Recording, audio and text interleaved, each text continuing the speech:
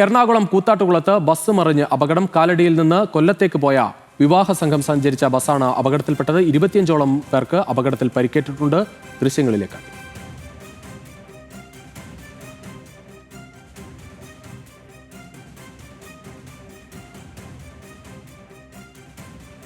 അബ്ദുൾ റഹീം ചേരുകയാണ് കൂടുതൽ വിവരങ്ങളുമായി. അബ്ദുൾ റഹീം, അമിത വേഗതയിലാണ് ആ ബസ് വന്നത്. വലിയ അപകടമാണ് ഉണ്ടായത്. ഈ പരിക്കേറ്റവരുടെ നില എങ്ങനെയാണ്? വിശദാംശങ്ങൾ. മുമ്പാണ് ഈ ഒരു അപകടം ഉണ്ടായത് എന്നാണ് നമുക്ക് ലഭ്യമാകുന്ന വിവരം. കൂത്താട്ടുകുളം പിറവം റോഡിൽ വെച്ചാണ് ഇത്തരത്തിൽ ഈ ഒരു അപകടം ഉണ്ടായിട്ടുള്ളത്. കാലടിയിൽ നിന്ന് കൊല്ലത്തേക്ക് വിവാഹ പരിപാടിക്കായി പങ്കെടുക്കാൻ പോയ സംഘം സഞ്ചരിച്ചിരുന്ന ടൂറിസ്റ്റ് ബസ്സാണ് അപകടത്തിൽപ്പെട്ടത്. ആ CCTV ദൃശ്യങ്ങളിൽ നിന്ന് തന്നെ വ്യക്തമാണ്. ബസ് അല്പം വേഗതയിൽ തന്നെയായിരുന്നു. ഒരു പമ്പിലേക്കാണ് ഈ വാഹനം ഇടിച്ച് കയറിയിട്ടുള്ളത്. അതായത് ഈ ഇന്ധനം നിറയ്ക്കാനായി ഒരു സ്കൂട്ടർ പെട്ടെന്ന് തിരിയുന്ന സമയത്ത് ഈ വേഗതയിൽ വന്ന ബസ് പെട്ടെന്ന് തന്നെ വെട്ടിച്ചതാണ് ഈ ഒരു അപകടത്തിന് കാരണമായത്. പമ്പിന്റെ അവിടെ ഉണ്ടായിരുന്ന പോസ്റ്റ് അടക്കം ഇടിച്ച് തെറിപ്പിച്ചുകൊണ്ട് വാഹനം കടന്നു പോവുകയായിരുന്നു. 30ഓളം പേരാണ് ഈ വാഹനത്തിൽ ഉണ്ടായിരുന്നത്, ബസ്സിനുള്ളിൽ ഉണ്ടായിരുന്നത് എന്നാണ് നമുക്കിപ്പോൾ പ്രാഥമികമായി ലഭിക്കുന്ന വിവരം. ഇതിൽ 25ഓളം പേർക്ക് തന്നെ കാര്യമായി പരിക്കേറ്റിട്ടുണ്ട്. ഇതിൽ 5 പേരുടെ നില ഗുരുതരമാണ് എന്നുള്ളതാണ് നമുക്ക് പ്രാഥമിക അടിസ്ഥാനത്തിൽ ലഭ്യമാകുന്ന വിവരം. ഏതായാലും നിലവിൽ പരിക്ക് പറ്റിയ ആളുകളെ കൂത്താട്ടുകുളത്തെ സ്വകാര്യ ആശുപത്രിയിലേക്ക് മാറ്റിയിട്ടുണ്ട്. ആ ദൃശ്യങ്ങൾ കണ്ടാൽ തന്നെ പെട്ടെന്ന് ഞെട്ടിക്കുന്ന തരത്തിലുള്ള ദൃശ്യങ്ങൾ തന്നെയാണ്. ആ ബസ് മറിഞ്ഞു വീഴുന്നതിന് തൊട്ടിപ്പുറത്ത് ഈ പമ്പിൽ നിന്ന് ഇന്ധനം നിറച്ച് ഒരാൾ പുറത്തേക്ക് സ്കൂട്ടറുമായി ഇറങ്ങുന്നുണ്ട്. അയാളുടെ തൊട്ട് സമീപത്താണ് ഈ വാഹനം വന്ന് മറിഞ്ഞ് വീഴുന്നത്.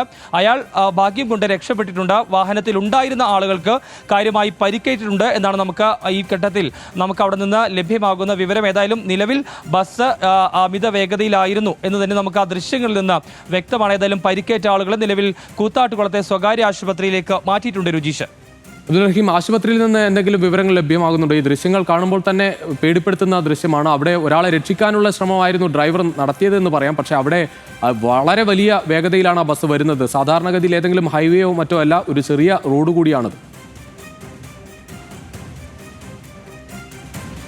തീർച്ചയായും രുചീഷ്, അത് തന്നെയാണ്. കാരണം വലിയ വീതിയുള്ള റോഡല്ല അത്.